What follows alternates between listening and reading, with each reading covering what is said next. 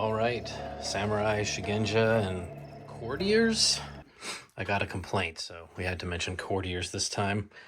Um, I wanted to do a quick army showcase on the Dragon Army. I was asked about that from the Dragon Army review, so I thought I would take an opportunity to bring you on a leisurely stroll through my painted dragon collection. I'm going to spend a little more time maybe talking about them than I did in the previous army walkthrough. These are the Dragon Flame. These are not the official miniatures. I do have some, but they're not painted yet. These are the heavy archers out of the first edition box set. And the Dragon Flame are pretty good shooting. They have +1 to their damage, if I recall correctly, because they're supposed to have flaming arrows. So, decent archer unit. And not too much else to say about them.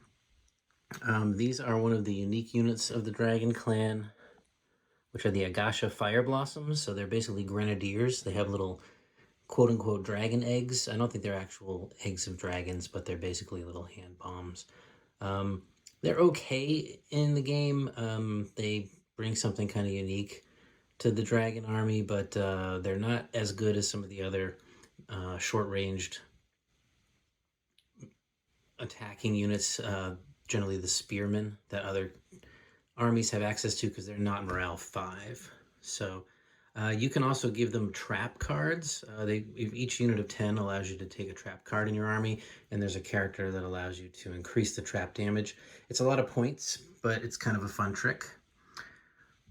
These are actually the Dragon House Guard, the Mirumoto House Guard. The House Guard themselves, like most House Guard, I find are probably not necessarily worth the points.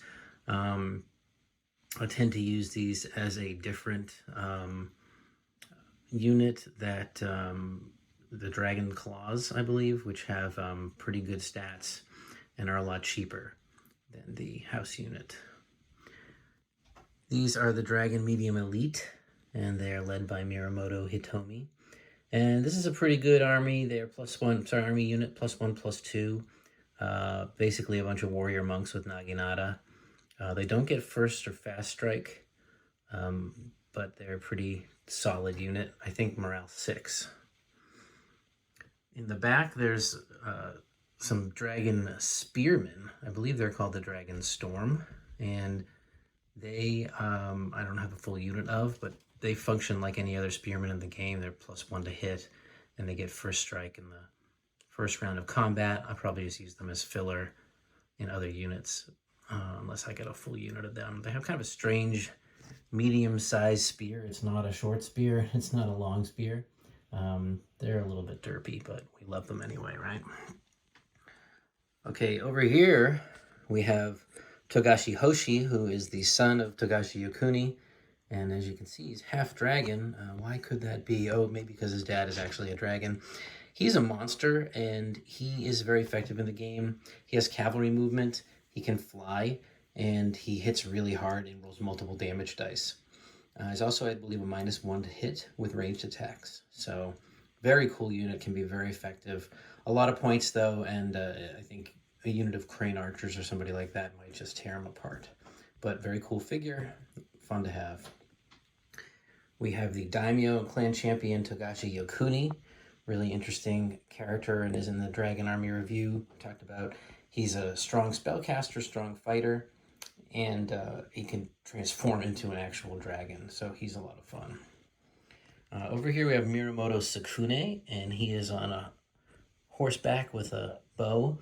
He allows you to bring a unit of the Shinjo horse archers into your army at regular cost, which I've gone ahead and done. We'll just jump over to them. So I've used these models here. These are Fireforge Games models, and they're the armored Mongol cavalry. So I've used these instead of the official Shinjo bowmen, which are hard to get a hold of and pretty expensive. These are very reasonably priced and nice figures, and I think they match pretty well. These here we have the Dragon's Talons, and they're led by Mirumoto Taki. The Dragon Talons are the heaviest unit in the Dragon Army. They are ATN 8. They hit really hard, and they basically they have frenzy when they go into close combat. They get bonuses to hit and they ignore morale for that first turn, but they become spent afterward. So they only get these bonuses if they engage as the attacker. So you really want those guys to get the charge off. It's a good idea to give them the charge personality with charge or the charge card. A couple more units of the Agasha Fire Blossoms. Where are you looking the wrong way, buddy? Turn around. There you go. Let's get together here in the dragon ranks. So I don't think I have quite 30 of them.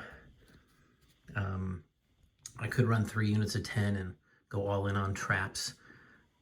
I don't think it'd be very effective, but it'd be fun. Who else have we got? Mirumoto Daini. He is the buddy of the Naga, and he came in the original box set.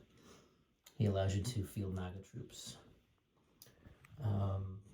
And then we've got a couple more characters. This is, I want to say, Togashi Yoshi? I can't remember. He's a Shugenja. And then I also don't remember this guy's name, but he's another dragon character. Obviously a close combat fighter. His name is escaping me at the moment. Very embarrassing. Could have done some research, I suppose, but hey, it's all for fun. These here are my monks, the Isezumi. I've got a mix of about half of the original models and half of these guys that were from Wizards of the Coast, which are these monks, and I just removed their weapons from them. But I think they do pretty well in terms of blending in. I also have Togashi Bujin and Togashi Mitsu, 2 of the monk characters. He's sort of your biggest name, most powerful. This guy's kind of a secondary. And you can see there's a couple of different, there's a female monk model. L5R's always had male and female characters in just about every role. There's female warriors and courtiers in Shugenja and male versions of all the same. So as a fantasy setting is always given their characters the option of being male or female. Although there's not that many female models in the range, to be honest. If you look close, you'll find some, though. There's a couple of ones with the headbands, like here. A couple female monks. And that is about it. You can see that the dragons have a lot of dragon iconography on the official models. And many of them are armed with double weapons. These guys have 2-handed swords, so that's why they hit so hard. But the short sword and the long sword for the house guard, and many of the characters. So there's that Nito Ryu or Nitenichi Ryu discipline characteristic of the dragon that shows up.